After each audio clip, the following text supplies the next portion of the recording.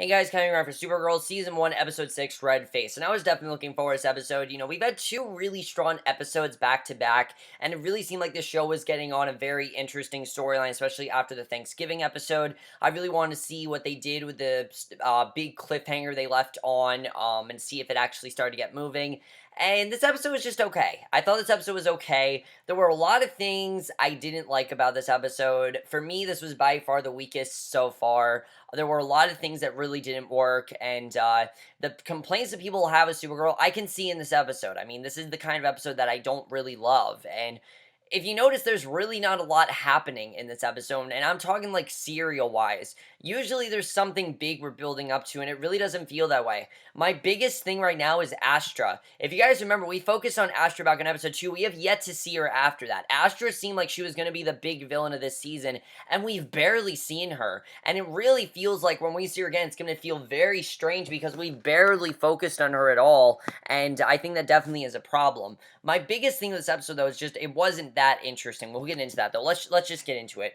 The episode opens with Supergirl. She's flying through the sky. This time she gets a call from her sister on her earpiece asking why she's out of the city, but Kara just wants to clear her head, and instead she overhears an altercation in traffic, and she has to go break up a couple of alpha males bumping at others' cars. They speed through a school zone. One of the men gets out of the car, swings at her. She blocks it and breaks his hand. The kids in the school crosswalk are upset. I mean, it's pretty crazy. And a big part of this episode is trying to show that women are just as strong as men. I did like that message in this episode. It didn't really feel like it did feel a bit strange here, but at the DEO, Henshaw's upset that Kara didn't control her temper better, and on the news, Maxwell Lord is calling for better regulation of Supergirl. I do like what they're setting up with Maxwell Lord, but again, it really doesn't feel like we're building up to anything. It really doesn't. So at No Noonan's, Lucy asks James to have dinner with her father. She stops and thanks Kara for the invite as she leaves, which confuses Kara because she didn't know that she gave her this invite. Literally, she just invited her. She's like, thank you for the invite. And Kara's like, okay, because she didn't even sign up for it. I thought that was pretty funny. I do like the bond that Lucy and Kara have, though. It's very interesting and very complex as well because, of course, the fact that Lucy is the only person, besides Kat, of course, that doesn't know Kara's secret. And I'm very much wondering if Kara's going to tell her. I definitely could see that happening. So Kara's James was bothering him. He says that he doesn't really get along with General Lane because he's friends with Superman. And and General Lane doesn't really like Superman, doesn't really support him. And Kara asks what she invited Lucy to. And James says that he invited her to game nights. And we'll get into those scenes. Those scenes were definitely very fun. Now, who I really loved in this episode was Kat. I thought Kat, once again, was really great in this episode. I like they're giving her more to do.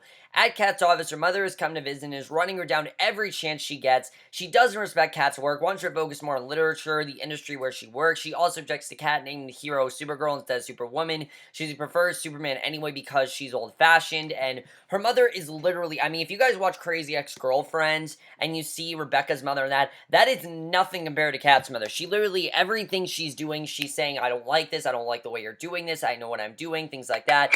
And it doesn't come across as her mother's looking out for her. It comes across as her mother's just a bitch. It doesn't really come across in this way of, I understand what her mother's doing. I just came across as her mother's a bitch. It didn't really come across in any other way. And I was a bit disappointed by that. So, also, remember that bond that Kat and Kara seem to have and Kat and Supergirl seem to have? Not really in this episode. There is one scene of that, but other than that, it really didn't seem that way. Now, I understand the Kat's under a lot of stress in this episode. We'll get into that. Kara comes to work. Alex is there. She wants to talk about her dad. Kara says no, but Alex wants Wynn's help, not Kara's, and Wynn refused to break into the DEO maintenance, but is won over when he finds out it's about her father. So, I like that we're slowly setting up what's going on with her father. Kara gets a call from Henshaw, and so does Alex, and then we get to what was by far the least interesting thing about this episode, which is disappointing because it's the main plot of this episode. At a DEO base camp, Henshaw and a number of military personnel show up, and General Lane wants Supergirl to help test out a new weapon. He doesn't like the DEO any more than he likes aliens, and, just, you guys know how I feel.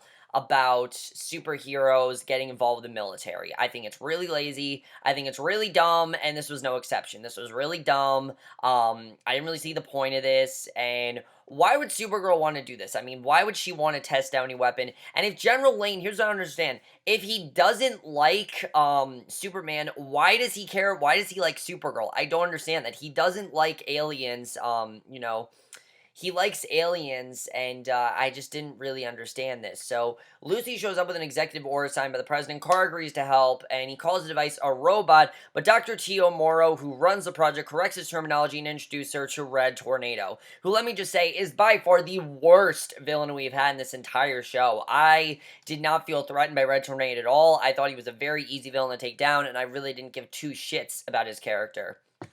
And it was very disappointing after that great episode with Livewire and that really great villain we had there. This one was really bad, honestly, really bad villain. So at Catco, James and Wynn tell her she doesn't have to help the Lanes, but she says she needs to prove that she and Superman can be trusted, and Wynn is happy to see that Lucy will be there.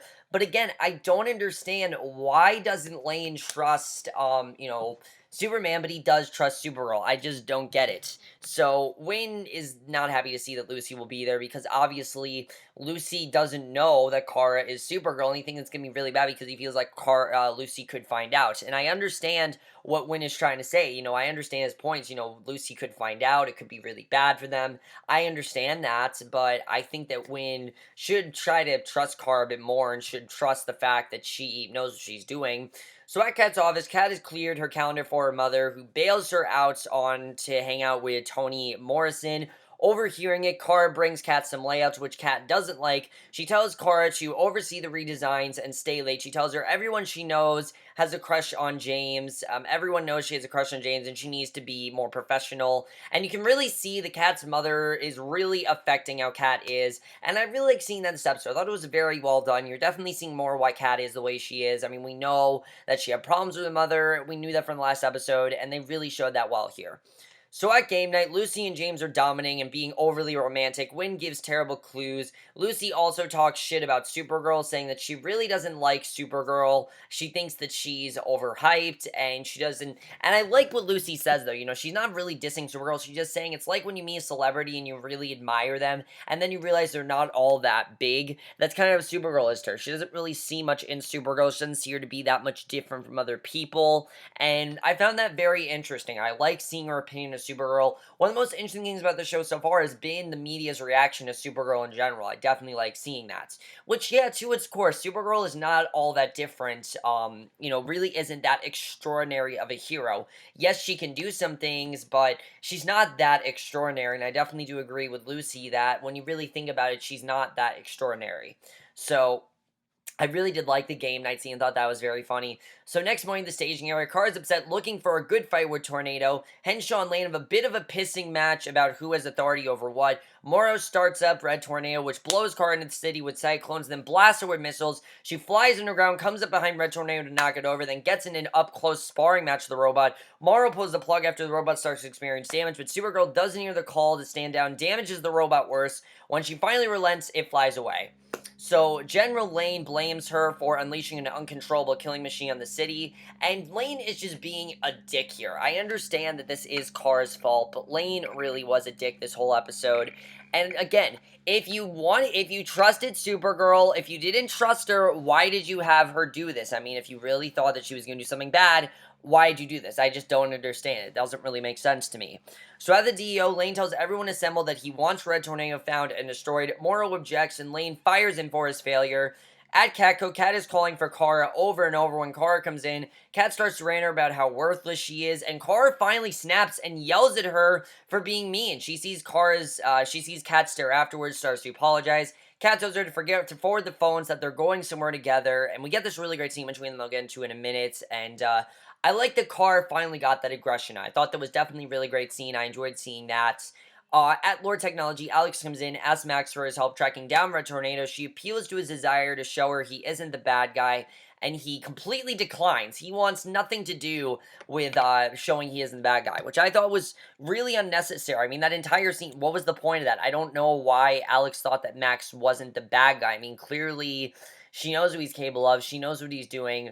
Why doesn't she think he's bad? I don't understand. But if they're thinking of setting up a relationship between these two, I'm not for it at all. I think it's really stupid if they do, and I really hope they don't. So at dinner, Lane is being uncharacteristically rude to James when Lucy excuses herself. Sam tells James that he knows what Lane is doing with the Red Tornado Project. Lane tells him that he isn't good enough for Lucy, and it's just, I didn't care. I did not care about this scene. I wanted to care, but Lane is just such a dick that I really didn't care about what was going on in this. Honestly, I really didn't.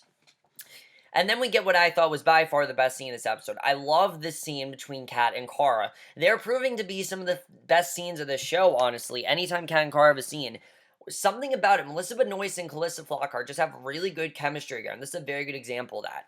At Noonan's, Kat tells Kara over drinks that women can't get mad at work, and she says Kara needs to find a release so that people can't see her go off. She says that she knows Kara wasn't really mad at her, which Kara objects to. Kat says Kara needs to find what she's really mad at and figure it out. And I like that she's saying women have this sort of stereotype that they can't really be this certain way. But really, Kat, you're gonna tell her that women can't get mad at work? I mean, you clearly get mad all the time. It felt very hypocritical. I did like what she's trying to tell her, though. She needs to find out what she's mad at, because clearly there is something that she's mad at. So after dinner with the Lanes, James turns on his signal watch when they're attacked by Red Tornado. General Lane orders Red Tornado, which has both arms now, to disengage. Supergirl arrives to fight while James carries Lucy away. Tornado turns into a literal tornado, then sets the winds free to ravage the city while it stands before Supergirl. She flies into the cyclone instead of chasing him so that she can save people trapped in the streets by breaking it up, and I just didn't care, honestly. This entire scene, I didn't care about Red Tornado at all. I'm gonna say it again. I did not care about Red Tornado. The more they showed, the less I cared. It's just that interest. It just did not interest me. So Lane is upset that Kara let Tornado go. He tells Kara that she and the DEO will be held responsible if Red Tornado gets away. But Henshaw comes in, tells him off, revealing that Tornado was designed to stop Kryptonians, not terrorists, as he was told. So that's really interesting. The fact that Tornado was there to stop Kryptonites. And Max Lord calls Alex to see him, and the two commiserate about how their parents both died while working for the government. Lord reveals that the android is a drone, that it's nothing and evolving as they believe, but that the designer is not the one responsible. She thanks him, goes to find Morrow, and again, I just didn't care about this, guys, at all. I didn't care about the scene. I didn't care about what was going on. It just didn't really interest me, I have to tell you. I didn't really find any of this that interesting. And it's mainly because of just how one note, hang on one second.